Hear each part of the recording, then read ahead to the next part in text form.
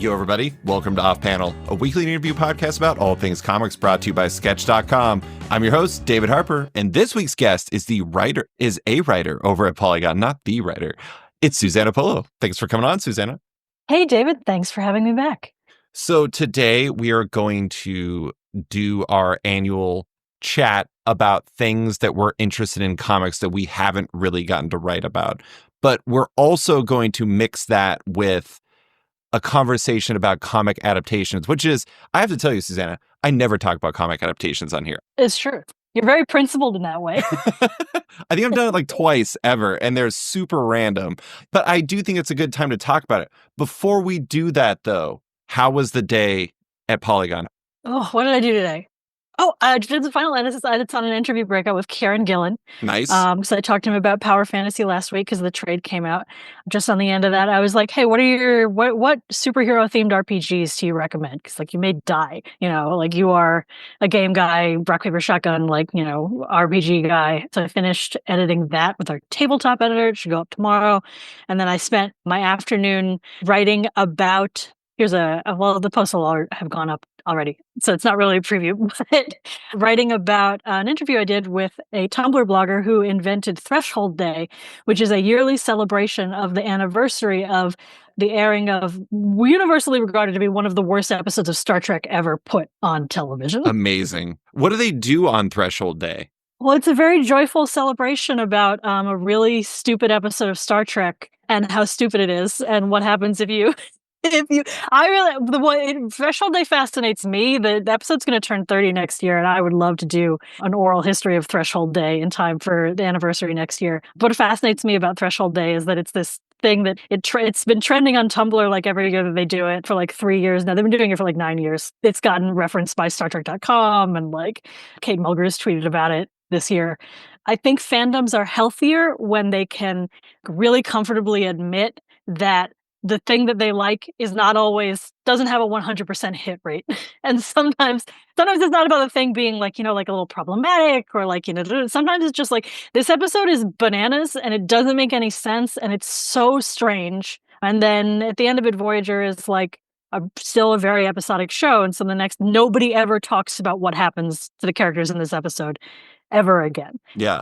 And if you're listening to this and you know what happens in Threshold, you know how bananas that is. And if you don't know, you should go to Polygon.com and read my article about Threshold Day and this very strange but very joyful celebration of a really, really bad episode of Star Trek. That is pretty amazing. I love everything about that. I think you're right, though. I think being able to admit that sometimes the things that you love have, at least the very least, flawed entries into their history and stuff like that. Here's an example. So, sometimes people put on movies just to have background stuff as you're doing other things or TV shows or whatever. My wife and I put on The Force Awakens because she was baking cookies and I was doing stuff and we like the music and there's some really nice scenes in it and yada, yada, yada. But one of the funny things about it is I find that we talk about the rise of Skywalker about as much as anything else when it comes to Star Wars stuff, mostly because we're just wow, they sure did miss a lot in that movie, just over and over and over. And it's I love Star Wars.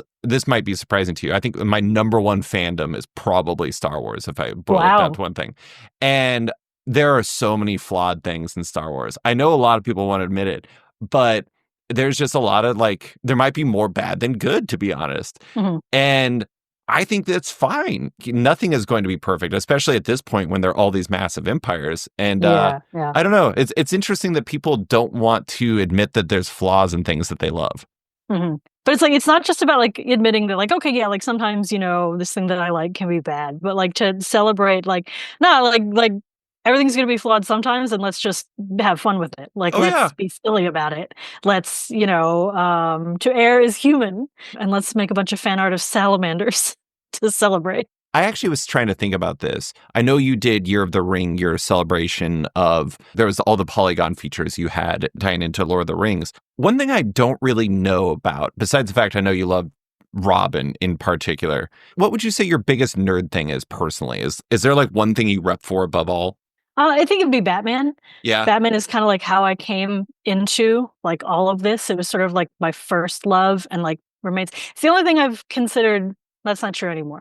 But it's essentially the only thing I've ever considered getting a tattoo for.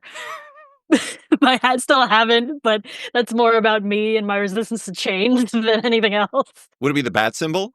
I really, if it was going to be anything, it would be a reference. I don't know if it would be textual. Definitely there would be visuals to it, but it would be a reference to the quote from, I think, J.H. Williams the Third's Batwoman, where she says it could be anyone under that mask. It could even be me. Oh yeah, that's a good one. That's it for me. That's the, like, that's what superheroes are for. That's what it's about. It's about that idea of looking up to something and going, I can do that. And especially Batman, because he's the guy with no powers. Like, as a kid, that's the guy where it's like, maybe I can be that. And it's like, you can't, because he's also a fantasy. He's the biggest badass in the world. And sometimes it's good to acknowledge that you'll never be the biggest badass in the world. That was my era of Batman, the Bat Family, the big, expansive, like late 90s, like Denny O'Neil edited sort of like soap opera Batman. It's a good time. It was a really good time. I like that you get to channel that same energy of anyone could be in that. Like, anybody could be under that mask into your own writing, because the most recent piece I read from you was your hypothesis of what role John Malkovich could be playing in Fantastic Four First Steps. I like that your ultimate take was Nathaniel Richards, which I agree. But anytime credible speculation circles on the Red Ghost, a mysterious role's got the juice. I know. One of my coworkers, he's deeper into like Reddit and like Marvel forums than I am. So he's always like, oh, the forums thinks that it's this guy. And I look at it and I go, okay, so it's not that guy. But like, yeah, I'll put that in the article. Was that the Red Ghost? Yeah. Oh my God. That's amazing. Yeah. I love that they're just like, let's find a guy with long hair. Right. Yeah. Let's just find like a guy who like looks kind of has the same, I think of it as like, the kids game Guess Who, where it's like you flip down the people and it's like if you rendered them in Guess Who artistic style, would they be indistinguishable from each other? Like, is a whole category of like looking alike that is not exactly looking alike, but like having the same character creator features. I find that to be promising about what's coming up in this year for comic movies, is that instead of people being like weirdly antagonistic about it, people are like, I wonder who this guy is. That feels healthier. Yeah, I hope so. Like, I as a critic and as somebody who has to like see every superhero movie, not all. I was going to ask you, do you watch all the movies and shows? Almost all of them. Actually, with Daredevil Born Again coming out, I have had to face the fact that, oh yeah, I never watched the 3rd season of Daredevil. I have some limits. I'm just personally not very into The Boys. And so that's like, everybody else can cover that. I don't have to do it. Yeah. And it's kind of the same thing with Invincible. I have a real low tolerance for or I have a very specific tolerance, I would say, for like, quote unquote, realistic superhero stories. Like, I have to maintain the, like, I gotta go in every time and be like, this should be good. Like I gotta go in with a real, like, I can't assume immediately that this movie is going to, like, no matter how all the trailers look, no matter how, like, sort of tired I am of this one company, or, like, how, like, cynical or, like, cash grabby, like, in the ways that, like, I think the genre of cinematic superheroes have sort of, it's become easier to believe those things about them recently than perhaps previous. But I still have to go in and be like, this could be a good movie, and I have to hold space for the possibility that this will be a good movie, and then whatever happens next is what happens next. I think you mentioned this last time you were on, that reader interest in comic movies and TV shows has kind of dipped a little bit in recent years. Has that changed, like, the kind of requirement to be like, I think this could be good? When you're living in like the Craven the Hunter world and Madame Web world, where you get a little bit of everything and maybe too much of what once was a good thing, has that shifted at all? Or is it still pretty much the same, given the fact that it could lift up to what it once was again? I think it certainly changes our priorities, like as an outlet, on like what we like. We don't get the traction we used to get on like end credit posts that we used to. We don't get the traction we used to get on some of those more like SEO based stuff. Like, there's definitely a place with Madame Web for coverage that just sort of like talked about the movie. I'll be blunt. It was bad in really interesting ways. I've heard and that. even to me, like, I would say that, like, of the, like, I don't think I would put it somewhere between Morbius and like the original Venom. Or, like, the original Venom, I have made at least 2 other people watch in my presence just to watch them watching it. I have no interest in watching Morbius again. I might entertain the idea of watching Madame Web again if illicit substances were involved. Like it's there were laughs in the theater at moments that weren't intended to be funny in Madame Web, which is not something I could say about Morbius or Craven the Hunter. um, I will say Venom, this is my own personal take. The people who made it may disagree. I don't think Tom Hardy would disagree. I think people mistook it for being a run-of-the-mill superhero movie. It's kind of a comedy. And it's insane. The lobster tank scene by itself is just like, I think that there was like a battle at the core of that movie to figure out what it was. And I think Tom Hardy wanted it to be like a buddy comedy. There are like 3 different motivations in that movie where like the script wants it to be like a modern Marvel, like quippy, but like action-packed, like serious, like kind of thing. And like the tone the director's bringing to it is like very like early aughts, post Batman Begins, like quote unquote serious, like, like Green Lantern era, like that kind of era of like superhero filmmaking. And then Tom Hardy is there being like, no, this is a weird buddy comedy. And and all of that clashes in a really unbelievable way. I think the back half of the movie is still pretty boring. Yeah, it is unfortunately boring. First half though is fun. Yeah, and I think I wrote about this in my review for the third one, but like I think the mistake they made in the second and third Venom movies was they just leaned into the Tom Hardy of it all, when like the actual thing that made the first Venom movie like really kind of interesting and like funny in spite of itself was the tension between all of those like competing ideas. And when it's by the time we get to the third movie, like it's just Venom doing terrible things to Eddie, and Eddie, I guess, still liking Venom for some reason, that like isn't still enjoying having an alien parasite that can control his body, like living in his body, and it just kind of breaks down. It loses any emotional heart that the original film had, that like gave it something to sort of, that made, people on Tumblr go and do a million fan arts and like ship them and everything. Yeah. Okay, this brings up a transition into fully talking about adaptations. I do want to start by giving a little frame of reference for listeners for where we're both at. And I think your Venom, bringing Venom in actually is a great transition, because I watched the first Venom and like the first Venom. I've not watched the second or third ones. And when I was trying to think of the last Marvel anything I watched, I was originally going to say the Marvels. Like, I couldn't remember anything. But then when I actually Googled it, I remembered the fact that I saw Deadpool and Wolverine in Hall H at San Diego Comic-Con last year. Oh, wow. Needless to say, I have lost my enthusiasm to a major degree. And yet, I think 2025 is interesting enough from an adaptation standpoint that I do want to talk about it. Where do you personally stand on the past few years of adaptations as a viewer? I don't know if I can separate being a viewer from being a critic whose wheelhouse is comics. That's fine. Like, as a comics expert at Polygon, like I see all of these things. I am the watcher in this scenario. And it's been exhausting. The movies have not been great, or when they have been sort of like on the good side, they're just things that are not like super to my taste. I was not a fan of the original Joker, and I continued to be not a fan of Joker 2. I think the last time, it's really like, I guess, the Spider-Verse movies, I think have been a real bright spot in things. I think X-Men 97, way better than it had any right to be. Just like great stuff. I hope the show continues to be real great.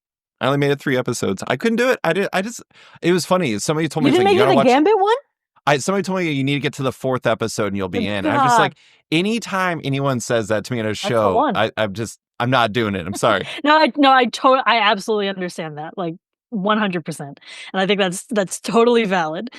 I will say that that actually it's such a it's currently airing right now, but I've seen the whole thing through screeners. Is the new Spider-Man cartoon on Disney Plus is actually really pretty good. It's not a high bar to say that I think it has some of the best television writing that's come out of the MCU. It's like only technically, and like it's technically it's a spin-off of the What If cartoon, so it takes place in an alternate Spider-Man continuity. That it's more of like, it's like a Spider-Man retelling that references MCU events like Civil War and the Sokovia Accords, but like isn't actually married to that version of the universe. But like, forget about that. Don't worry about it. It's just a cute little Spider-Man show. I do know some amazing comic artists worked on it. I don't know who actually ended up in the credits because not everyone worked on it throughout, but I know Leo Romero was a big part of it on the character design stuff. And I think, I don't want to say their names because I don't know where they stand, but it has a lot of comic background, which is pretty great. But yeah, so there are things that worked, but it seems like they're kind of few and far between even for you. Yeah, I would say the last time that I like really unequivocally, no caveats, enjoyed an MCU movie was like 2018. And I think the point, it's like the Guardians of the Galaxy movies I think are fun. They're not personally to my taste. And just stuff like just hitting Ant-Man Quantumania and like that was all a barely finished film. Like in a way, like it used to be that the MCU movies you could depend on them for to be a solid good time, and I don't think that has been true since the Endgame era. I think that obviously there were some hurdles thrown in front of basically every studio in 2020. I think we can't discount the like cooling effect that the MCU having to take an entire year off like in real time immediately after just like blowing their wad on like the biggest thing that they'd ever done and like saying goodbye to a bunch of characters and not immediately being able to. I think Spider-Man Far From Home came out before the pandemic came down, and everything got delayed. But I think that was pretty much it for post. You mean No Endgame. Way Home? No, Far From Home. The one where he goes to Europe. Oh, okay, yeah, that was pre-pandemic. Yeah. No Way Home came out after that. I think that was 2021. Something like that, yeah. The year that Andrew Garfield spent lying about being in a Spider-Man movie. I think for me, besides like Across the Spider-Verse, which I almost want to kind of keep as like a separate entity in some ways. Yeah. I would say like the last live action superhero movie or comic adaptation period that I can really think of that I loved might be a strong word, but like wanted to watch more than once and wasn't just like trying to be in like self-denial because this is bad, was I actually really like the Suicide Squad, the James Gunn one. I think that one's really solid. There are parts I skipped. There's a strange amount of bird murder in that movie, where I'm just like, I'm like, okay, guys, like, I get it. These guys are bad. But then besides that, like, there's like a number of the Marvel Phase 4 ones that I actually enjoyed.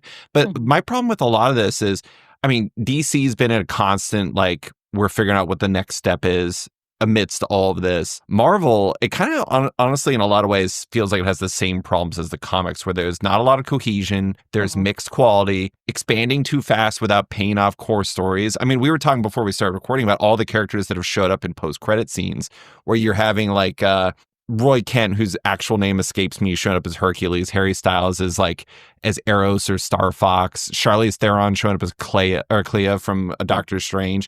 You have all these things, they're never being followed up on, let alone like, I mean, Shang-Chi, how many years after the first movie are they going to do a sequel if they're really going to do that? Like the part of the thing with the whole, and granted, again, there's caveats with like, there was a writer's strike, there was a pandemic, there is all kinds of things that were going on that have gotten in the way. But a lot of it feels like it's like the expansion era and they didn't really have a good plan to how to manage all that. Yeah, I think there's one of the things about creating an interconnected cinematic universe that they have run into, especially post Endgame, is that the medium constraints of making feature-length films create different kinds of stories than ones that you can tell in serial comics issue to issue.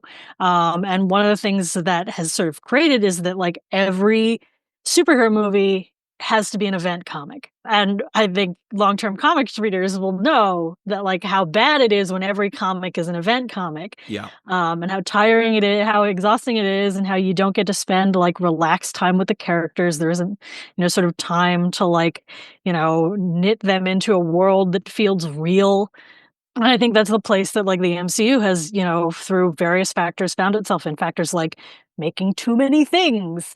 Factors like, for global reasons, having to spread all those things out in a really, really slow pace, greenlighting too much stuff, and then right when like it's possible to start ramping things up again, realizing that like, oh, we don't actually we need to pull back either for either creative or financial reasons and just like not produce as much stuff anymore.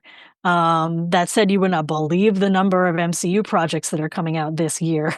Oh, I have a list. I have a Yeah, list. it's wild. I have a bet with myself that we won't see an MCU X-Men movie until the 2030s, and so I'll see whether or not that plays out. I mean, at this point, I don't know how they're going to get there before then, because what is it? Secret Wars is like supposedly 2027 or Yeah. something like that. Yeah, And yeah. so, I mean, I remember once upon a time, I think that was supposed to be 2025, but I think part of it's too that they keep like, they started inverting universal needs and story needs in terms of like what is most valuable. And I think a perfect example of that is Ant-Man and the Wasp: Quantumania, where it's like, you're literally talking about a character who's supposed to be small, and like the first movie worked because it was a heist movie featuring entertaining characters, and they removed almost all of the entertaining characters and put it into this big universal thing that made absolutely no sense. But yeah, it wasn't a comedy anymore. it was barely a movie. It wasn't a comedy anymore. It was barely a movie. It was set in an environment with no scale clues. Like none of the fun, like, oh, there's a giant pepper shaker, there's an ant the size of a dog, and it's playing an electronic drum set. It's endless scenes of it's like I literally, the only way I can tell that these characters are big right now is because they're yelling about how big they are.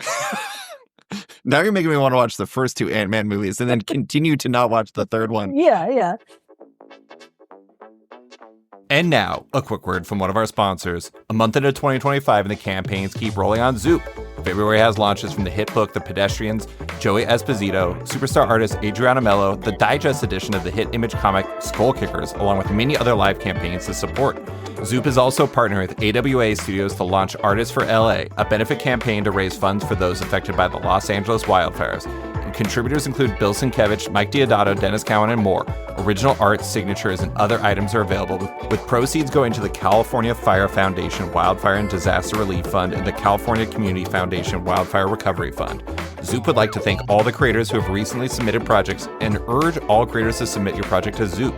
Click the Submit Your Project link at zoop.gg, as they are providing services to even more creators than ever before. And now, back to the show. I want to talk about the year.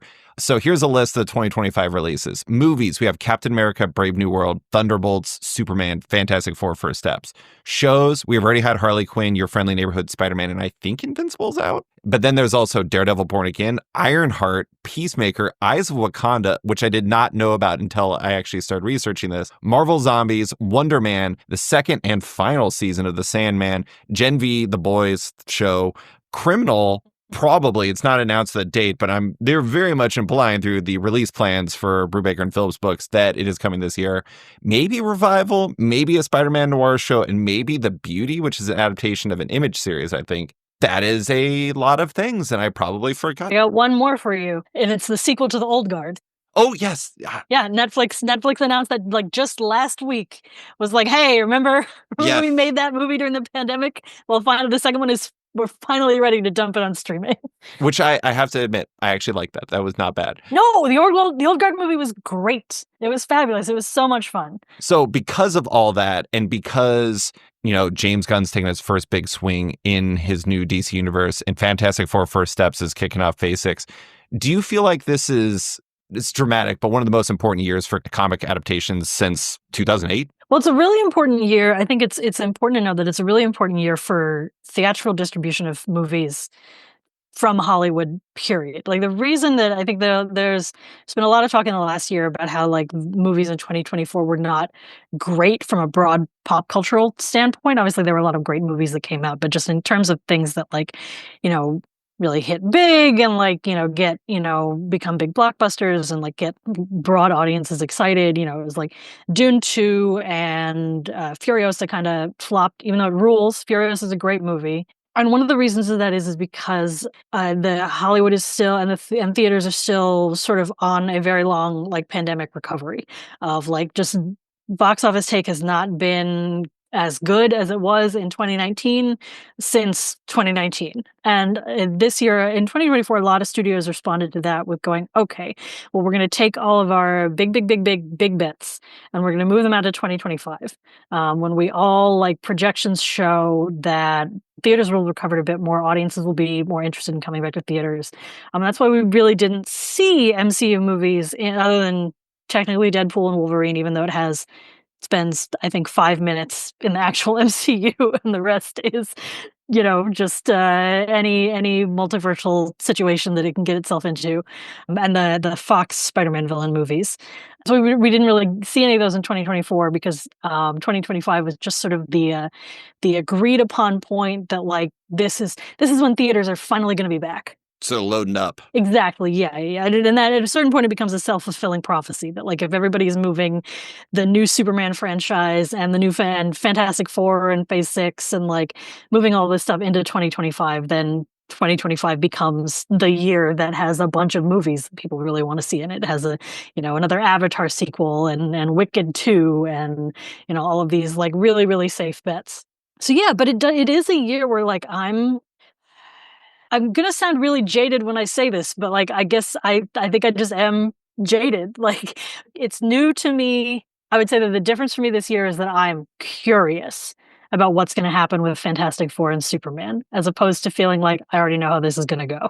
Right. I'm real curious about Fantastic Four. I hope it's good. I would really enjoy watching a fun, good Fantastic Four movie. And same thing with Superman. Like I'm really curious. That Superman even more, I think. I'm really curious to see what James Gunn does with Superman because I would say that the Guardians of the Galaxy movies are not like exactly to my personal taste. They're very fun, but like I'm not getting like my core feelings, my core heartstrings pulled by them.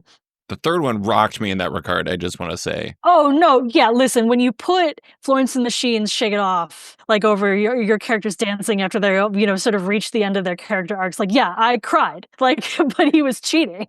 And the animal stuff, which is just basically stabbing anyone in the heart who's watching. But yeah. Yeah, I was like, this, and then like tears rolling down my face in the theater going, you don't, I'm mad. Like, how, this is rude. My wife was mad for sure. She was just like, we're never watching this movie again. It's too sad. And then and I found his Suicide Squad to be like just too on the nihilistic side for me. Like just like mowing down all of these zombified innocent people really didn't sit super good with me. But Starro. Yeah. There was a lot to like. John Cena is incredible in it, unbelievable, and like. And I enjoyed Peacemaker season 1, and honestly, I enjoyed Creature Commandos. I thought Creature Commandos was really solid. I don't know if you watched it. I did not. And I'm really curious to see what Gunn does, because I think people think Superman is a weird fit for him, but you can't say that he doesn't know how to do earnest emotion.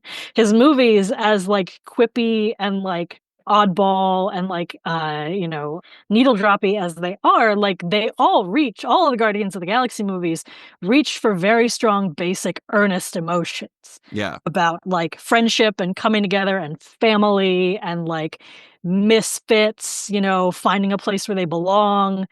And I'm really curious to see what he does with a movie with a subject matter that is that without the irony, without the layer of irony. Although, I don't know, he's got Nathan Fillion playing Guy Gardner, so there will be some goof still in this movie, I'm sure. I mean, he also fits that character really well. I mean, in terms of the choice of having Guy Gardner alone is going to give you that vibe because that's just how Guy Gardner rolls. I will say the scene that really, from the Suicide Squad, the one that really got me, the one that really made me appreciate it, and also kind of when I saw it, I was like, and eventually thought back to it after the Superman news had hit. Mm-hmm. That made me realize that James Gunn was going to do really well is like there's the scene between when they're all on the bus and like oh my god, I can't even remember the name of Idris Elba's character because like it's just Deadshot, but it's not. Yeah, he's that obscure Superman villain. Yeah, you can make guns out of anything. Yeah, exactly. So Idris Elba's character, who is great in it, but has a name that I don't recall, and the internet is not useful and tell me what his name actually was. I got it. Hold on a second. Was it Gunshot? Bloodsport. Bloodsport. Classic. I probably could have guessed it by just combining words together. But Yeah. anyway, so Bloodsport and Ratcatcher Part 2 are talking, and like he tells her, he's like, says something along the lines of like, I'm gonna make sure you make it through this. And she's like, I'm gonna make sure you make it through this. And Yeah. it was like this really nice moment. And like that's the thing is it kind of reminds me in a weird way. They're terrible comics, but James Gunn and Jonathan Hickman remind me of each other in some ways, in the sense that people don't think either of them can be sincere, that they're like, one is either too cold or the other one is too hot. And like, I kind of feel like they both are good at sincerity in a way that people don't really think about. I've never heard that criticism of Hickman before. That's so wild to me as someone who like have you not read his Fantastic Four and Secret Wars? I think that they just think of like the circles and they're just like, what? This guy is just like so like plot. I don't know. It's I've heard it multiple times and every time I'm just like, no. I mean, I don't think people think that after Ultimate Spider-Man. Secret Wars turns on Molecule Man, on Miles Morales giving Molecule Man a month-old hamburger. Yes. Molecule Man going, you know what? You're okay, kid, and saving the universe. And saving Miles as he's doing it. It's interesting too, because part of the problem with this conversation is because everyone's brains are so warped by the inability to separate box office or just success in general from quality, as if one makes the other one. But I don't know, it's kind of interesting because I think like just on a qualitative standpoint alone, I think that this year is really important for both DC and Marvel's movies, just because like if they can't prove that they got it, and the hilarious thing is they're doing it with two of the most cursed franchises you can possibly get in Fantastic Four and Superman. I'm not going to say they're not going to make it from then on, but it's going to be hard to build trust again. Yeah, and that's part of why I'm really fascinated by it, because I don't know, I wrote about this earlier this year, maybe in December, I don't know. Time is meaningless. About that, like the thing everybody thinks that Hollywood, and I think a lot of like prognosticators and like, you know, sort of armchair critics, that's a phrase I made up, I'm not sure I believe in, but anyway, regardless, you know what I mean? Yeah. Is that like, they're like, oh, like Superman's hard, Fantastic Four are hard, and it's like, they're not. Are they hard, or are they just like from a different era and we've convinced ourselves that like cynicism is interesting? Like that, you know, we've sort of come around to this sort of like post Whedon. I don't want to blame this on Whedon. This is a lot of different creators and this is a lot of different like modes of pop culture. And, you know, I don't blame anybody for like finding it difficult to not be cynical about things in our current day and age. But I think that there is a real and true value in stories that are earnest about hope and earnest about positive themes. I think the superhero genre is really important in preserving that idea. I mean, like I wrote a whole book about the Lord of the Rings, and I believe that that is also the fundamental like truth of that story. I'm always here for creators attempting to take concepts like the Fantastic Four and Superman and Doctor Who and the Lord of the Rings and really leaning into the very earnest like values that seem old-fashioned today, but that are still very like, yeah, like we should value curiosity and exploration and tolerance, and like we should value the idea that powerful people should act to protect the weak.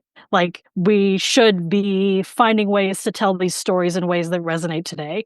And maybe it won't make $1 billion, but if either of those movies compellingly does that, I'll be very happy with it, you know. Yeah. I just rewatched, I say rewatch, but I hadn't watched it since I was a child, so I didn't remember almost any of it. But I was like, okay, I was on vacation. I like to take a week off in January to do like a reset. So one of my list of things to do in my week off was to watch Richard Donner's 1978 Superman. Just because I was like, well, you know, the Gunn one is coming out this year, and it's definitely, we already know from the trailer that he's definitely going to be like making, you know, cinematic references to Donner's Superman. And it was also interesting to me to go look at Donner's Superman and be like, this movie came out in 1978, 3 years after Watergate. It was filmed in New York City during the 1977 blackout. Like, New York was in a very bad place in the late 70s. And in the context of all of that, and it wasn't even like modern Superman. It was Silver Age Superman. The Crisis on Infinite Earths hadn't happened yet. Lex Luthor was not a business mogul, you know, and from the comics that they were pulling from. And that movie's okay, so like the first 2/3 of that movie is so weird and does so many interesting visual things and is so beautifully shot. All this stuff in Kansas and like Margot Kidder and different. Margot Kidder and Christopher Reeves have so much chemistry. And they're so good. And then there just does really weird stuff. Like there's essentially a spoken word musical number in the middle of that film when Superman and Lois Lane are flying around. And then the back end of it is just like this very standard, like almost a James Bond movie in that, like, we're just doing a bunch of special effects, and like at the end of it, Superman flies down into a stereotypical prison yard and to drop off Lex Luthor, and the warden comes out and goes, "Thank you very much, Superman, you're a tribute to all Americans," or whatever. Like that's how the movie ends. When it opens with like Marlon Brando in this weird room, like doing a trial for Zod, and then they put them in the Phantom Zone, and they're never anyway. I haven't been able to stop talking about or thinking about Richard Donner's Superman. And part of that is just like how easily and calmly it made this really popular, really well-regarded movie that is about a guy who's really powerful, and all that he wants to do with that power is help people. Mm-hmm. And that's it. That's all you got to do. I won't say that's all you got to do. It's not easy, but there is worth in the trying. And that's what makes me interested and curious about Fantastic Four and Superman this year. I do think it's funny that people always say that, like, they're of a certain time and that's why they don't work as movies anymore. But the thing is they still work as stories. We have dozens of comics over the last 20 years that prove that. I mean, we're currently in the middle of a great Fantastic Four run from Ryan North and a lot of different artists. Mm-hmm. And that's proof that the Fantastic Four can work. There's so many different Superman stories over the years that are proof of that. And I mean, including one that Richard Donner co-wrote with Jeff Johns that was actually quite good. And it's interesting that that's the default. And I have very high hopes for both of them. I think that both of them, I mean, granted, there's only so much you can really take away from a trailer. I think you did a piece analyzing Superman Returns trailer. And like, yes, yeah. Yeah, and you were like talking about how like, I'm sure it makes it seem like an amazing movie. It sure does. I don't mind Superman Returns, I have to say. No. Yes. I do think it's interesting, though, that they feel like these enormously consequential movies for both of these companies. And they're the ones that are most rife with like perceived problems. Between the two, which one are you more excited for? Definitely Superman. Yeah, that trailer is amazing. It's a good trailer. And I think it's part of its personal preference. Like I'm a DC person. I'm a little more invested in Superman than I am in the Fantastic Four. But I will say that the upcoming movie that I'm most actually emotionally invested in, despite my attempts to be a jaded and neutral critic, is Supergirl Woman of Tomorrow. If that movie's not good, I will be very sad. Do you love the comic? I love that comic. Yeah. It's so beautiful. The story's so good. Supergirl saying, "If I'm not Supergirl, then who the fuck do you think I am?" lives in my head rent free. Mm-hmm. I don't know if you've read it, but I actually have not read it. I have the trade and I have not read it. There's this really great scene in it where she's at an alien bar and some like Western style like alien with it walks up to her and is like, "Hey, are you Supergirl?" And she's like, "Listen, people do this to me all the time because they hate my cousin, but they know they can't kick his ass. So they come up to me thinking that they could maybe intimidate me or kick my ass when I have literally all the same powers as him." Yeah. And like, so I know that you're doing that. And she turns to him and she goes, "Well, I'm standing here." And she does not have powers at this point. She goes, "Well, I'm standing here and I'm wearing this costume and I'm wearing this cape and I've got this S on my chest. So if I'm not Supergirl, who the fuck do you think I am?" Yeah. And then he leaves. She doesn't have to fight him. And it's so perfect. It's a really, really great, just lovely comic. You know, I have to say that's one thing that I appreciate about the initial lineup that they rolled out for Gunn's universe with Peter Safran, isn't it? There's a lot of interesting picks in there. It isn't just obvious. Yeah. And there's like, but not only that, he's doing this weird thing where he's picking stories that are already good and like you just have to adapt it. Wild, insane. Well, he's been doing that. He's been doing that since Guardians of the Galaxy. Oh no, but it's just it's unusual for DC. Yeah. No, he's like, that's I think one thing that also makes me optimistic about his tenure in a way that I might not otherwise be, is that he really, I wrote about this, I think in 2023, that he really seems to be a guy who doesn't just like comic book stories, but actually just enjoys reading comics and buying comics and like following comics creators.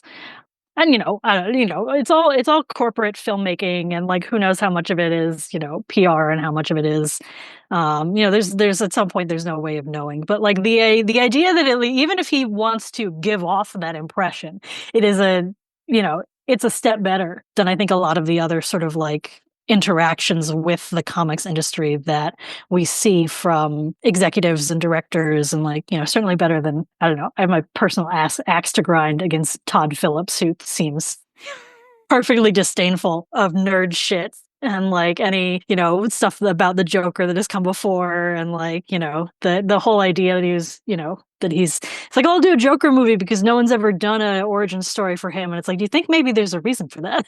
maybe the reason that like even Alan Moore hasn't been able to give the Joker an origin story that's stuck, that like maybe there's something to that. I don't know. That's my petty ass. I can't wait till he does his next sequel, which is just the three Jokers just directly adapted. No way. So you brought up the comic side. I think it's interesting that we have seen in a real way, regardless of authenticity, and I do buy it. I do buy that he reads comics and is into it, that James Gunn has an impact on comic sales, that he's moved, like meaningfully moved the needle for every title he talks about, including I think Supergirl Woman of Tomorrow when he posted about it, and also when it was announced. I've talked to so many shops that said that like the sales went up for those books. Do you think that there's things that could be done to better connect the adaptations with the source material in terms of sales? Like, is there anything that can be done for there, or is that just kind of like a wall? Yeah, I don't know. I think certainly like every trailer for a superhero movie, the YouTube embed should end with like, here are 3 comics that this is in reference to, and like you can go get them. Even without that, shops have told me the thing that drives sales in store isn't the movie, it's the trailer. Mm-hmm. Yeah. And that's because once people have seen the movie, all they want is more of the movie stuff. They're not interested in a comic that's like sort of like that or like that, but like they want when the trailer's out, they want the movie, but they can't get the movie, so they'll settle for the comic. Yeah. That's a mean way of putting it, but I think that's very legit. The trailer is a tease. And they do they do a good job of being teases. But yeah, I don't know. Like I think at a certain point it's a bit of a loser's game. Like I think it can be respected that like some people enjoy consuming these stories. Some of the people who can enjoy consuming these stories as movies would not enjoy consuming them as comic books. Yeah. Like Todd Phillips. And like at a certain point that's legit. But yeah, I don't know what could be done other than just pointing out to people like, hey, here's the 101, or like here's what this used to be, or not used to be, but like here's what this is based on. And I think just I think accessibility is key. Accessibility of being able to walk into a bookstore and see something on a shelf, which does not always happen. That's one of the things that I think is the most promising about this year. My hot take is I actually think that 2025 will be the best year we've ever seen in terms of marrying comic movies with sales. And like, I think a lot of that can be just pointed at what DC's doing, because if you look at the DC Compact Comics release schedule, it is oriented around Superman's release. There's 3 Superman books that come out before and after that tie into exactly what James Gunn's trying to do with that movie. And that seems extremely smart to me. Crazy. Like you tie the source material to release dates and then put them in bookstores. And I'm sure that they're going to do promotional materials to do that and maybe even get James Gunn to talk about it. I think he publicly talked about how All-Star Superman was an influence, and that book like skyrocketed in sales. Yeah. I mean, it's a bit trickier for Marvel. The interesting thing is like, what do you even point to for Fantastic Four? Yeah. And also like just in general for the MCU these days, it's so far afield from like, there was a time when it did sort of like relatively, if not close, then certainly closer adaptations of like actual Marvel Comics story arcs. But like Endgame and Infinity War did not, you're not going to learn anything about Infinity War the movie by reading Infinity War the comic. No. I mean, think about this. Daredevil Born Again is coming out this year, and it is 100% not adapting Born Again. It's adapting Devil's Reign and Charles Soule's run. And I'm like, yeah. So you go and buy Born Again so you can understand what's coming. And it will not be remotely connected. Yeah, and it's just at a certain point, it's like, okay, well, in this universe, like the characters are totally different. Like maybe you're not even like, in costume or like design, but just like their backstories are totally different. You're not gonna like recognize these characters in the comics, and that's on top of like Marvel's really spotty history and just like being able to tell which book is the Jason Aaron Thor run. Right. Like which of these trades is the one that I need to buy in order to start reading that, which is, its own problem. It maybe dates back to like Perlmutter's rules and all that stuff. But yeah, and that's the thing about like that's the difference now with like the sort of Gun Saffron slate is that they're so one to one, or so much more one to one with. They're just like, yeah, we're gonna make Grant Morrison's Batman and Robin. Like, we're gonna call it Brave and the Bold, but like that's basically what it's gonna be. And we're gonna make Superman Woman of Tomorrow like direct adaptation. And I'm trying to think. Authority, theoretically. Yeah, theoretically, the engineer is supposed to be in Superman. So Right, exactly. I think it's the villain, kinda. I don't know. TBD, TBD. there's a secret villain, and I've seen paparazzi photos of who they are, and I won't mention that. But like, I guess we haven't seen the engineer yet. She wasn't in the trailer. No. I hope she's not a villain. I hope it's not that comic where Superman like beats up a veiled version of the Authority. But just because I think the Authority are kind of cool. It's interesting that the lack of a 1-for-1 is a really big problem for Marvel, because like they have the Marvel Premiere Collection coming out, like their compact comics of Jonathan Hickman's Fantastic Four, some of it, but I mean, like, that's not gonna be 1-for-1. I mean, like, one has an old timey feel, the other one has a Jonathan Hickman feel. It's just not going to be congruous. Also, like, I just like, as a huge comics fan, I recognize that it is a lift to ask somebody who's not familiar with comics to start with Jonathan Hickman's Fantastic Four. Sure. I do think it's interesting, though, because like Walking Dead has stuff coming out this year still, incredibly enough. But that's why I kind of think that Criminal, when it hits, Ed Brubaker and Sean Phillips, the adaptation that has like 1 million people in it, which is including Richard Jenkins, which I'm delighted by. He's a perfect Brubaker and Phillips character, basically. I think that is going to sell a lot of books for them. And I think part of the reason why is it is 1-for-1. It makes it very easy to jump on board. And with like a glitzy cast and with like, it seems like a real push to it, I think it's going to be pretty impactful. One last question before we get into the next subject. How weird does it seem that the week this goes up, there is a Marvel movie coming out and it doesn't seem like anybody is even talking about it? Captain America Brave New World, which I just learned changed its title this week. I don't even know when they changed it. Oh, it was ages ago. I was so relieved. So relieved that we were not making a movie called Captain America New World Order. Yeesh. Yeah, I would say that, I don't know, maybe Disney doesn't want people to really be thinking about this one. I don't know. It got made a while back when things were not totally different, but a little different, undergone major reshoots. I don't even know what it's about. I've watched 3 trailers. I know the Red Hulk's involved. I think he almost gets assassinated. They announced and cast the Israeli superhero Sabra. Right. Was going to be a part of it. Yeah. And since then, the movie has undergone extensive reshoots. And after the reshoots, they announced that Giancarlo Esposito had joined the cast of the movie as a villain. He joined the cast after they shot the movie? That's when they announced it. Uh-huh. Yeah. So I also am not really sure what this movie is about. I'll be seeing it very early next week. By the time this podcast comes up, maybe my review will be up.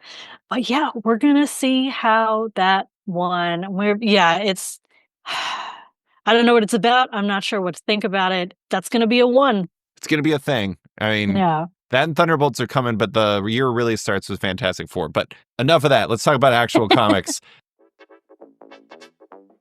And now, a quick word from one of our sponsors. In June of 1962, 2 men escaped from Alcatraz Federal Penitentiary. In March of 2025, you'll finally see what happened next. Oni Press presents Out of Alcatraz. Inspired by one of the greatest unsolved mysteries of the 20th century, Eisner Award-nominated writer Christopher Cantwell and Eisner Award-nominated illustrator Tyler Crook deliver a heart-pounding, breathtaking original limited series that tells the story of what might have happened in the months following America's most infamous prison break. Launching with a double-sized 48-page debut, Out of Alcatraz follows convicts Frank Morris and Clarence Anglin, who wash ashore in San Francisco after surviving their infamous escape from Alcatraz. As a dogged federal manhunt and chance encounters unfold, everyone involved is about to discover the same blood-stained truth. Life on the Run is as hellish a prison as Alcatraz itself. Pre-order your copy of Out of Alcatraz by February 24th. And now, back to the show. To close, we are going to focus on things from comics or comics that we haven't gotten to talk about as much as we might like in our respective roles. I have less of an issue with this because I can just talk about whatever I want. I also do have a somewhat restricting factor in the fact that I only write so much. We do this each year, and it's a good chance for us to highlight these things, though. And these can be good or bad things, although I think we mostly lean positive. We will start with you. What is something that made your list? You said you had 2 solid ones and 2 maybes. Yeah, I got 2 really solid ones, and one of them is a thing that I really would have liked to write about in 2024 is the new lineup of Vertigo titles. DC brought Vertigo back. They didn't announce any books for it, and they still have it, and I wanna know. I wanna know what I'm coming like, come on. Give me what are the new original creator-owned Vertigo titles? Are you historically a Vertigo fan? Yeah. Yeah. It is interesting the way that they rolled that out, where they're like, Vertigo's back. And you're like, cool. And they're like, we got the logo and everything on Nice House on House by the Sea. I always mix that up. I always want to say Nice House on the Lake still. Well, they have it on Nice House by the Sea. And then they're like, who knows when they're going to be announced? Yeah. I have to admit, though, I know that it's nostalgia talking. When that came out, I was like, hell yeah. Yeah, no, it makes complete sense. Like, my big example of it is, like, if Tom King and Bilquis Evely are making a spiritual sequel to Supergirl Woman of Tomorrow, why is it a Dark Horse Comics and not a DC? Where is the space for that at DC? And you could say maybe Dark Horse would have given them a better deal regardless than, like, a Vertigo deal. Or just, a deal that was more attractive to them with, like, more rights or, et cetera, et cetera. But, like, there should have been a possibility for that to stay at DC. Like, I think it just, like, I wrote about it when the announcement came out, and it's just like, you could make this list of every blockbuster creator who had done a really great book for Black Label and then gone on to make, like, almost immediately, make some really popular creator-owned project. Mm-hmm. It just makes, like, financial, editorial, like, business sense for DC to want to keep the relationship that it has with creators who make great books and give them a place to keep their stuff in house. That's what a publisher is. Like, a publisher isn't, that's what a book publisher is. It's a place where people can come and get their books published and retain rights to them. Mm-hmm. And yeah. I think it also clarifies DC because the Black Label mass was kind of confusing because you're like, all right, Batman Damned. You're like, okay, that makes sense. And you're like, Wonder Woman Dead Earth. You're like, okay, Wonder Woman Historia, sure. Then you had like, what was it? There's I think a Philip Kennedy Johnson book called like The Last God or something like that. Yeah. His TTRPG setting. Yeah, and you're just like, how does this make sense? And like, not that I'm saying that book is bad by any means. Yeah. Or even The Nice House by the Lake. Now I just mix it up. Nice House on the Lake versus Nice House by the Sea. Anyways, Nice House on the Lake, when that first came out, that was like a textbook Vertigo book that exists as a Black Label book, even though it just kind of like felt confusing as to like, what is this? So now you're going to have Black Label for the Elseworlds books, which, that's another story. Except for Absolute, which don't worry about it. And also, I think technically they did bring back Elseworlds also, which don't worry about it. And Elseworlds is they're using that in the cinema side now. Oh, exciting! Elseworlds is that the Matt Reeves' Batman films are in Elseworlds, and Penguin presumably, yeah, a couple other things I can't think of right now. So, sure, I'm going to say it clarifies it, even though this discussion has suggested that perhaps it's not as clear as it maybe should be. I like that idea. I think that is a really good idea. And, frankly, brand recognition is a good thing. And if a book will sell more as a Vertigo book than it would as, not to pick on Dark Horse and say it's not worthwhile, but like, you're right, Helen of Windhorn, if they rolled that out as the DC Vertigo series, that probably would have done better. Did you read Helen of Windhorn? Yes, not all of it. I'm way behind on it. I need to catch up. It's so good. It's so funny. You read Superwoman or A Woman of Tomorrow, and I read Helen of Windhorn. You combine two of us, and we're the biggest fans of King and Bilquis. I love Bilquis Evely's art so much. My artist of the year last year. Absolutely love her art so much. All right, my pick. I have a big list. What am I going to pick? I'm going to pick a DC book. I didn't write about this besides the artist. Zatanna Bring Down the House. Did you read it? Yes, at least a couple issues. Zatanna Bring Down the House is a DC Black Label series about Zatanna that is just basically like, it's just complete chaos. And it's about how Zatanna has all this untapped powers that have been tied to the fact that her father disappeared / died in her childhood under mysterious, situations and everything like that. She's doing a close-up magic show on is it Vegas or is it a cruise Vegas, ship? that's right. It's Yeah, in Vegas. Yeah, and it features John Constantine as a love interest. It's got all these different things. And it's Javier Rodriguez, who is my favorite comic artist working today, Mariko Tamaki, Hassan Otsman El-How. It is such a good book. It was funny because I remember when I had it, I released my comics of 2024 list, and that was one of the comics people brought up the most of like, why wasn't it on your list? And it was one of those ones where it's like, first off, there was just a lot of good comics last year, and it just kept being on the fringe of making it, but just ultimately not making it. The closest I got was to highlighting Javier Rodriguez. I'm going to transition though. This is going to become a bigger point. I think one of the things that really stood out to me that I haven't really got to write about is that DC's art right now is just... Yes. Well, first off, you hate to do the easy comparison of Marvel versus DC, but it's just worlds ahead of where Marvel is right now. And like that book is a great example. They just let Javier Rodriguez do his thing and he does it amazingly. And now he's going to be doing Absolute Martian Manhunter. All the Absolute books look incredible. Like Hayden Sherman, best in the business, quality work there. Nick Dragata, unbelievable. Rafa Sandoval is somehow like a distant third, and he's doing amazing work. Yeah. I'm like, Dan Moore is somehow drawing like 11 books. I mean, Jorge Jimenez is soon to be unemployed. They're that good. I mean, it's kind of insane how good DC's books look. And I think that Zatanna Bring Down the House is like a perfect example of just how DC thinks of things. It's Hassan Otsman El-How does artistry with the lettering in there. Javier Rodriguez is a magical storyteller in that book. And so many of their books fit into those identities. And it's kind of amazing just how much DC has turned around for me in that regard, because it kind of felt like 5 years ago they had a house style, and now it's just like their house style is amazing art from a bunch of different types of voices. Yeah. I couldn't. The Absolute books are not on my list of things I didn't get to write about because I have written about them. Sure. But more. They're so good. I can't wait for that Martian Manhunter book. And I'm mad that I have to wait until March. The rest of these. Well, yeah. And like Dennis Camp, I mean, like you talk about Javier Rodriguez. Dennis Camp, I mean, what a big year he's going to have, because Ultimates is amazing. Our Absolute Martian Manhunter is great. Assorted Crisis Events is like, I already announced it. It's like, it's going to be on my favorite comics of 2024 list. I read the first 2 issues, and like the first issue is great. The second issue puts it to shame, which is really kind of crazy to say. What is another one of your picks? Another one of my picks is a little more like, it's unformed, but it's a pitch that I made that eventually didn't get greenlit for totally boring reasons, in part because like it's just something that I could write at any time and just haven't yet, which is that I'd really like to write a piece exploring, I think, the core problem with Batman that is happening across all mediums, in the movies, in the comics, like in TV, in like, basically anywhere that you find Batman, is that we are not really sure who he's allowed to fight anymore. And I think that's at the heart of like where we're struggling with the idea of Batman. And I feel like I come on your podcast and every year I talk about how I'm mad that like people don't know what to do with Batman. Is this you talking about Batman Offworld again, about how he's fighting gangsters and aliens? Well, I think that's part of the thing, is that like between Batman Offworld and you look at like Chip Zdarsky's Batman, and he's fighting a robot who is himself.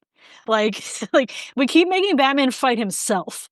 We turned the Riddler into Batman in Matt Reeves' Batman movie. We wombo-comboed Failsafe with the Batman of Zur-En-Arrh into a single character. Yeah. So he's like Batman fighting double himself, like soft serve vanilla chocolate style.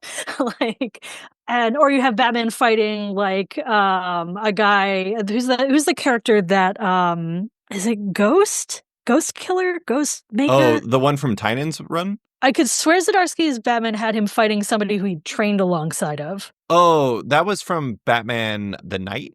Like okay. Yeah, it wasn't Ghostmaker or Ghost Killer. I think it was Ghostmaker. That was from Tynan's run. Yeah, Ghost Killer is different.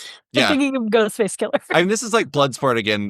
We could be making up characters, or we're just saying ones that already exist and we can't remember who are specifically. Which one of them is the Red Ghost? Yeah. Exactly. John Malkovich's character. Yeah. I think like my favorite era of Batman is definitely a like crime writer focused era of Batman where you have Brubaker and Greg Rucka and it's overseen by Denny O'Neil who also has like very like crime writerly kind of interests and associations. And I think the question of who do we want Batman to fight is not inherently a critical one to me. It's a question about actually we should be having a conversation about how we want this character to evolve and like and I because I think it's a question we've been asking over the course of I mean like comics creators have been asking over the entire history of Batman. Like is he fighting Nazis because it's World War II and we're making a bunch of pro Allied propaganda?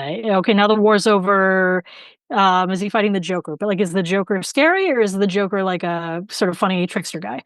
And then you get into the 70s and it's like, this is like we kind of want to get gritty with it. So like maybe all of these weird guys in costumes get thrown in an insane asylum at the end of the story, and then we evolve more on our understandings of mental health and go, hey, that's like really not great. Okay, so let's try and figure out how not to do that. But ultimately, like I think the key to superheroes is that the act of writing a superhero story is an act of writing a story about what heroism is, and supervillains are that in the reverse. They're an act of writing a story about what is evil and like what is bad and what we want to sort of call out as being like unacceptable behavior.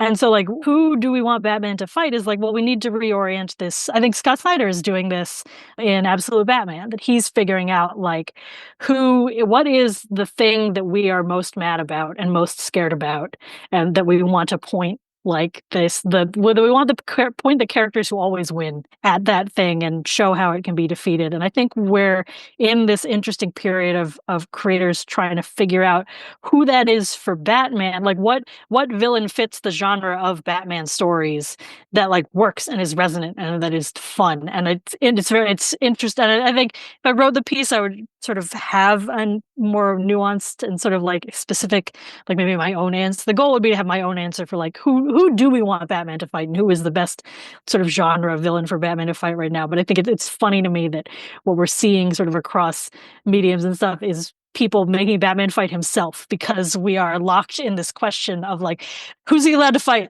Like who is, well, it can't be, like we have we're not supposed to make, we feel much more sympathy with the common criminal now than like maybe we used to do in the 70s and 80s, or certainly comics creators who are living in, a very, although that's not even true, because one of the essays that I wanted to write last year and like never found a way around to it is talking about how everybody forgets that in Batman Year One, Batman is pretty much exclusively fighting cops. Yeah. Besides the rich people he breaks up that one time. Yeah, he fights some guys who are doing a basic B&E, and the whole point of that scene is that it goes very badly for everyone involved. And then he never does that again for the rest of the book. He is exclusively fighting cops and the rich people that the cops work for.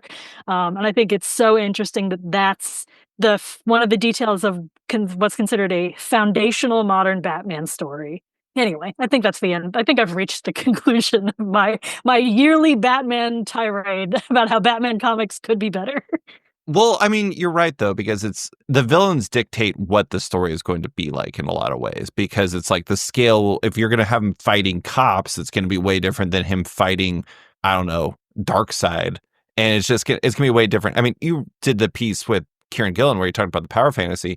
I think that's an interesting book from a sheer like, what do the powers, I forgot what the term, I was just looking it up. I was trying to figure out what the term he used in the second issue is, like power scale or bloat or something like that, where it's like when like there's so many Omegas out there and everything like that with X-Men, it's like it shifts the type of story you can possibly. Power creep? Power creep, that's it. Power creep. So power creep, it's like when Batman becomes unstoppable, by nature, his only possible downfall is Batman. Yeah. I mean, interestingly enough, I think that is very usefully explored in something like Tower of Babel, the JLA story, where it's like he's his own worst enemy because he can't stop plotting against people, as opposed to literally a manifestation of himself. I say that as a person who likes Chips Run, I want to say. Oh, no, yeah, absolutely. Like, and I don't think Batman contains multitudes, and you should be able to do whatever you want with Batman. And listen, I read that issue where he falls from orbital. I love that. That was great. Like, from an orbital height and makes to the ground alive, and I was like, this whips. So yeah, it totally ruled. It was awesome. I actually even like Failsafe. I thought Failsafe was really interesting. Of course, Failsafe he's is going to do something really like that. fun. No, that was I think I wrote about how mad I was that like that Chip was making me like a story about the Batman of Zur-En-Arrh. Yeah. I mean, it is interesting though, because like that comic is very heavily inspired by Tower of Babel. Yeah. But yeah, so actually I'm going to tie into what you're saying once more. This is as deep nerd stuff that I can possibly get, to the point where I couldn't even write about it yet. I still plan on writing about it. I talked about it with Joshua Williamson when I did a podcast a little while ago at the end of the year with him. I love that arc titles seem to be coming back. I don't know if that's something that has ever bothered you or you've even noticed or others have even noticed, but arc titles like Batman Year One. Mhm. Batman Year One was not a miniseries called Batman Year One. It was like issues Batman 417 to 421 or whatever it was. It ran in the series. I'm putting my hands up in the air and slanting them to show italics. It ran in the series Batman. Exactly. No one knows that. Like anyone who reads Batman Year One is just like, oh, I love Batman Year One. They're not like, I love Batman 417 through 421 or whatever it is. Yeah. 804 through blah, blah, blah. Exactly. Yeah, get in the comments and tell us which of us was closest, me or David, I'm so to the actual number. But I love that. I mean, not to keep heaping praise on Absolute, but like I love that Absolute, all three of the books have an arc title for the first one. Like The Zoo. The Zoo is a great title for the first Absolute Batman arc. It's fantastic. And I've noticed that there have been a number of books that are bringing arc titles back in. And I feel like that's one of those imperceptible things that stop being kind of a big deal because that's just not how comics work anymore in 2025 or 2024 or whatever. But I actually think it's a bigger deal than people think, because you want to say, oh my God, did you read the Dark Angel saga from Uncanny X-Force? Like, that's an absolutely amazing story. You wouldn't be like, I read Uncanny X-Force 11 through 19. You got to read this. It's going to blow your mind. No one wants to do that. You just want to pick up a book that says the Dark Angel saga on it. And it's an easy button conversational thing and collection thing. And on top of that, I don't know, it just makes me feel better. I just like the fact that I can be like, man, the zoo is awesome. And also, it means bad things happen at the zoo and Gotham is a zoo. We got everything, Scott Snyder. You're killing it.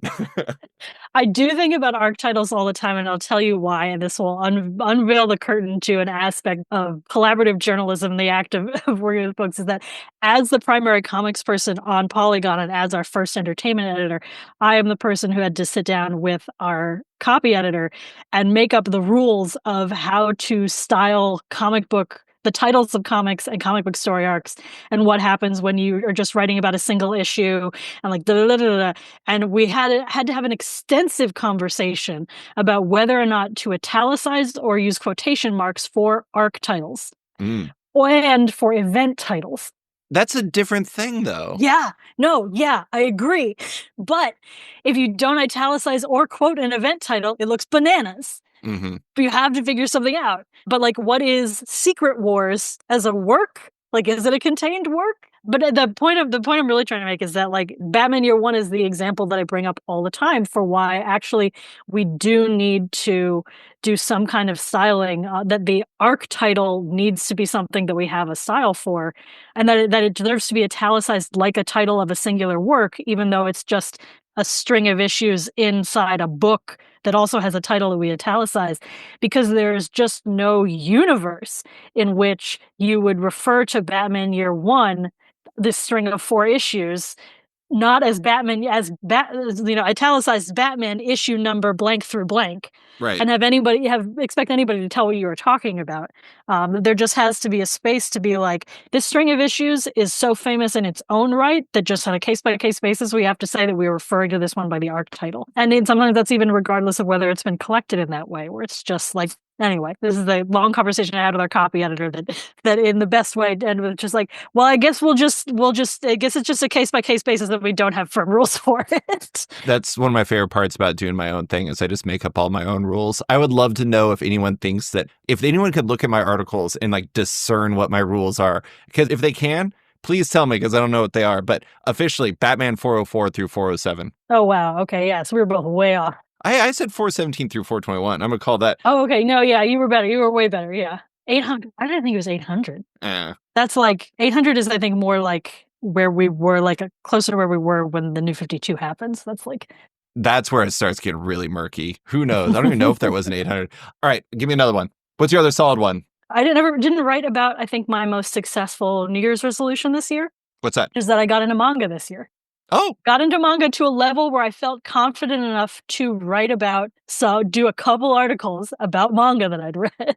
That was my 2024, and I did write about it. But anyway, sorry, continue. Yeah, and the way I did it, I'm proud of like the sort of mechanism that I made for it. There's like, I'm just gonna go through Manga Splaining, the podcast with Emma nice. Aoki and Christopher Brothers and Chip Zdarsky and oh god, I can't remember the fourth person. Christopher Woodrow Butcher. Yes. But yeah, I'm just going through from the beginning. The rules are if I can't find a book digitally or get it from the library, I'm very lucky. I live in Manhattan, so I have access to the New York Public Library, which is huge and has basically everything. And if I can't get it digitally or from the library, I don't have to read it and I can just skip that episode. And I got myself a nice e-reader that's like not hooked up into Amazon.com and that is a little bit smaller than your average like Tonkabon, but that still displays it very nicely. And I've just been mowing through, I think I'm like 3 years into the podcast. I'm trying to get through to Witch Hat Atelier before the anime comes out. It's a really great podcast to listen to. Like I'm the perfect audience for it because I am like Chip, where like I'm deep in the paint on American comics, but I have no idea what's going on in manga. And the number of times I've listened to that podcast and just heard them talking about like the way manga is distributed in Japan and just had my brains blown out of the back of my head about how different that is from the way things work in America and how much sense it makes about like other things I've observed about manga. And then just getting to read like a ton of really good comics and then listen to really smart folks like explain all the context that I don't have for what's going on in them has been really, really fun and has made me it's like the most concrete New Year's resolution that I've been able to execute on ever. And I think my advice on it is to lean into the part where it's like, okay, so like here are the reasons why I can just skip ahead and like don't have to do this, make it easy. Mm-hmm. What's your favorite been so far? Definitely Delicious in Dungeon, which is funny because it's the very first episode they ever did, but that's the one that I've you can see a tiny stack over here of the 4 volumes I haven't read yet on my, but the rest are on my bookshelves. And right now I'm reading Ping Pong, and I bought the first volume of Dick Fight Island for a friend. Nice. So it's just like you have to see this, you have to read this. And yeah, it's great. And it's great to be, I've attempted to read all of Akira before and was stymied because at the time I was getting it from the New York Public Library and I didn't realize until I was on volume 5 that they didn't have volume 6. And so I just had to stop before on the penultimate volume of the whole thing. But yeah, it's been a really great experience and that podcast is really great. And maybe someday I will catch up to their current episodes. My first foray into manga was, I don't remember, like 8 years ago or something like that. It's right there. It's like the line of that.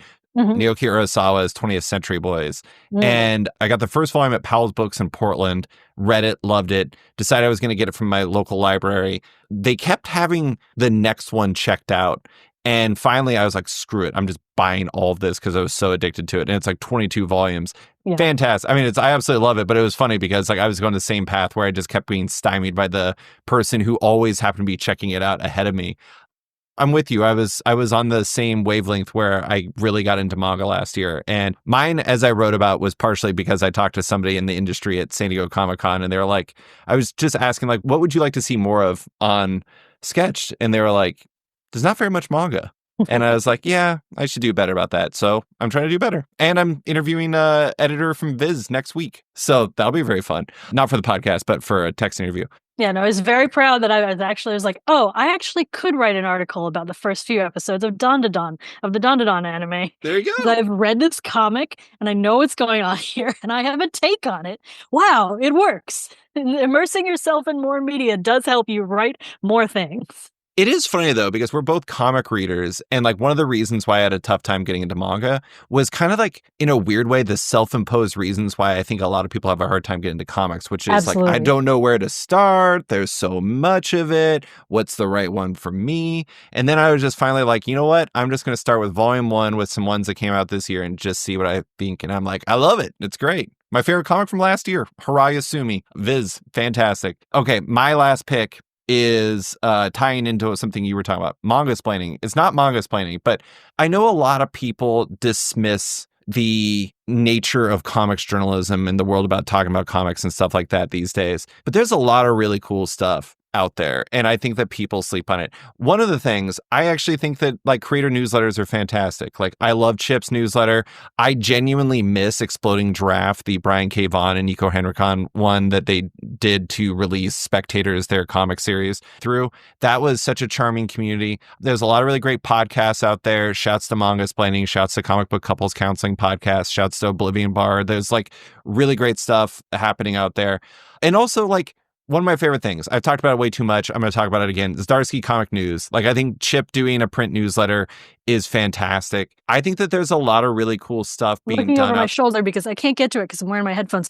But I have Comics Courier. my hard copy of the Comics Courier arrived yesterday. I haven't read it yet. I got mine yesterday too. Tiffany Babb's newsletter that she put together with like 1 million people. I mean, there's great sites. I mean, Heidi McDonald's been doing amazing stuff on the beat lately. It's a bummer to hear about women write about comics. Well, whack. I'm excited to see what they come up with next. But I mean, you have to make changes. There's a lot of really great stuff that happens in this space. And I think it's a shame that people only focus on the negative. And I hope that people will focus on the good things, because if you want good comics coverage, it's out there. You just have to find it. Yeah. But yes, Manga Splaining. Did you listen to the Born Again episode? You probably haven't caught up to that one yet. No. They did a comic-centric one where Chip hosted it and got them to talk about Daredevil Born Again. And Deb was like, well, that'll be great because I have not read Born Again. So what? I listen. Okay, I know. We all have our blind spots. Born Again is, in my opinion, the best, actually, and Chip agrees with me, best Marvel comic ever. I absolutely love it. It's amazing. Okay, instead of doing more of those, I do want to close with a big topic. So you're a writer at Polygon. It's a weird time. There's so many things going on, industry specific, creative focused, just for the love of God, all the news involving societal change and the government and everything like that. There's so much going on. How do you keep doing what you do and focusing on things that, like, I don't want to act like they're frivolous, because that means a lot to people, but how do you keep doing what you do amidst everything that's going on? Because I want to know your answer so I can do that as well. I think the first thing that springs to mind, I don't think actually answers your question, but one of the ways that I deal with having to spend my free time watching screeners of stuff that I might not otherwise watch is that I cross-stitch as a hobby. And I have really, really big extensive cross-stitch projects that I can sit on my couch and sort of like glance down and glance up and absorb a television screener and still feel like that time belongs to me in some way. I think that's as a professional, it's, in an industry where we're really expected to use large chunks of our downtime to stay on top of stuff that we need to know professionally, but might not otherwise watch for pleasure. I think that's been a real breakthrough for me, and like finding a way to feel like that time still belongs to me and is not on the clock, or is not 100% on the clock. But I don't know, I think that the way I keep into so-called frivolous stuff when times are dark. I don't think it's frivolous. I want to know that. I totally get what you're saying. I 100, like, I won't say that I've never, there is definitely an element of like fiddling while Rome burns that creeps into your mind in times. And I don't know, I'm coping in a lot of different ways, but I think part of it is that the way we've always gotten through these times is with stories. That is always one of the things, it's the way I process a lot of my feelings right now is through reminding myself I could reach it without undoing my headphones. But I have a pillow on my couch that is black and it says Dark Side Is on it. Mm-hmm. And stories can't fix everything. And, I think a lot about that Kurt Vonnegut quote where he talks about the greatest minds of my generations wrote anti-war story after anti-war story, and they had all the effect of a custard pie dropped off a ladder off a 6-foot ladder onto concrete. That's in like my dark moments is when I worry about that and like the work that I'm doing. But I think also that the thing that teaches you how to keep going are stories about how things are very dark. I don't know. I've when writing about the Lord of the Rings, I've written about how like that is a story from a guy who experienced really bad times globally, internationally, whatever, and then went on to write a story about how the only way out of the world ending was to act as if there was hope, even when you didn't believe there was hope. And I think about Darkseid Is all the time. I think about how that's, Tom King put that in Mr. Miracle because that's his understanding of what, I don't know, Darkseid is, without getting too deep into it. Like, we're all comics nerds here, so I think I can just go out and say that, like, Jack Kirby designed Darkseid to be a god of fascism, a god of doublespeak, and a god of lying in order to control people's minds. And the idea that what Tom King says that what Darkseid means is that when you believe that the world is fundamentally broken deep down and will never be fixed again, that's Darkseid speaking inside your head, and that's him winning. So we have to ignore that thought. And so I think, there, on the one hand, like Kurt Vonnegut says, stories don't fix anything. But on the other hand, I think stories do give us the tools to keep going and get out and to, I don't know, I've been talking with a lot of friends lately about how resisting fascism starts inside your own head. Starts with not what's the Handmaid's Tale? Don't let the bastards get you down. I can't do the Latin for it, but and that starts with digging into the things that help you keep those ideas out of your head and help square that stuff down to stuff that lets you keep going. And I think also, like, part of doing the work that I do is it can be difficult to get feedback, or it can be difficult to find ways in order to get nice feedback and nice, like, or safely, you can always go look at a comment section and hope that there's nice feedback in there, but it's a risk every time. Yeah. But I think it does help to, like, I wrote about how Fantastic Four and Superman are still important movies to come out this year because they are stories about hope and because they are of a genre. I've compared it to a Lost Cold Open for the Craig Ferguson late night show, where he puts lyrics to the Doctor Who theme. And in the bridge of it, he says that the reason why Doctor Who is so successful and has been around for so long is because, and now I'm quoting, it's all about the triumph of intellect and romance over brute force and cynicism. Mhm. And I think that's the genre that the Fantastic Four and Superman belong to. And that, like, and the point of telling stories that are about the triumph of intellect and romance over brute force and cynicism isn't the idea that, like, you're telling a story about how they always triumph over brute force and cynicism, but you're telling a story about why they have to triumph and, like, why it's worth fighting for them to triumph. That intellect and romance are ends in and of themselves, not the means that we use to win, and that, like, not to, like, let go of that or, like, forget that that's, like, the goal. And at this point I'm rambling, but hopefully some of that helps people. I don't know. It's tough. I'm not saying you're rambling, but through all of what you're saying, you're kind of underlining why it's so tough. It's just like there's no one perfect answer, and like coping and not just coping, but like dealing with everything that everyone has to go through is a process that is not a straight line. And you have to do your best to navigate it however you can, because Darkseid sometimes is, but he doesn't always have to be. Yeah, but so are we, is the answer to it. That's right. Spite also works. Spite's a great motivator. Hell yeah. Spite is a hell of a motivator. That's my life motto. Susana, I'm so glad that you're spiteful and that you're finding a way through this, but you're doing great stuff as per usual. But that's all I have for you. Thank you so much for coming on to talk about what's going on with that Batman guy, Superman or superhero movies, and everything else. I really appreciate you taking the time. Thanks for listening to this week's episode of Off Panel with Polygon's Susana Polo. You can find her work on Polygon.